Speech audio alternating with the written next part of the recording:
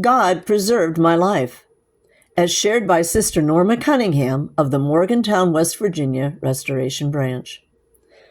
I was a 6-year-old child when my aunt, who lived across the street, gave me 2 16-ounce glass bottles of Pepsi.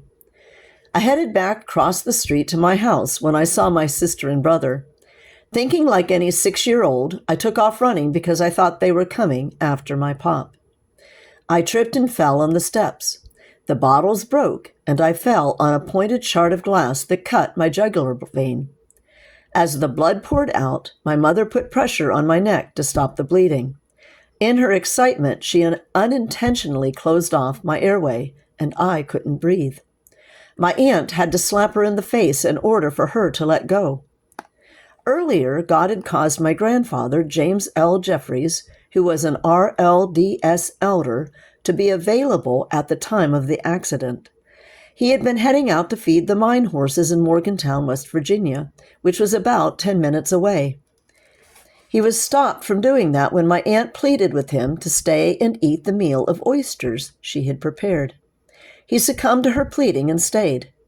I think that God knew my grandfather had the faith needed to bring about a healing. So because of this delay, he was made available when the accident occurred. God's timing is perfect. As grandfather took me and laid me down on the grass, I looked up at him and said, "I don't want to die." He knew he didn't have time for a lengthy prayer, so as he laid his 2 fingers on my jugular vein, he prayed, "Heavenly Father, don't let her die." The cut sealed off and the bleeding stopped. At the hospital, my parents discovered that I had bled out all but 1 pint of blood. The wound had sealed so well that the doctor had to reopen the wound in order to stitch the jugular and the saliva gland. After I was released from the hospital and able to return to school, I would return home with my dress drenched in saliva.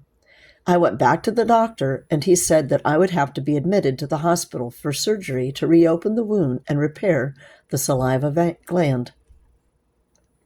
My grandfather knew that the desire for administration had come from me. I'm going to repeat. My grandfather knew that the desire for administration had to come from me, and he waited for me to ask. When I went back to my grandfather, looking at him with my big brown eyes, he told me it wasn't any harder for God to heal me the second time than it was the first. So I climbed up on his lap, and he administered to me. After the administration, the saliva gland stopped draining, and I didn't need to have surgery again. I thank God that he heard Pap's prayer, or I would not be here today, some 60 years later, nor would my 4 daughters, Karen, Naomi, Jennifer, and Ella. God hears our prayers and answers according to his will and his time.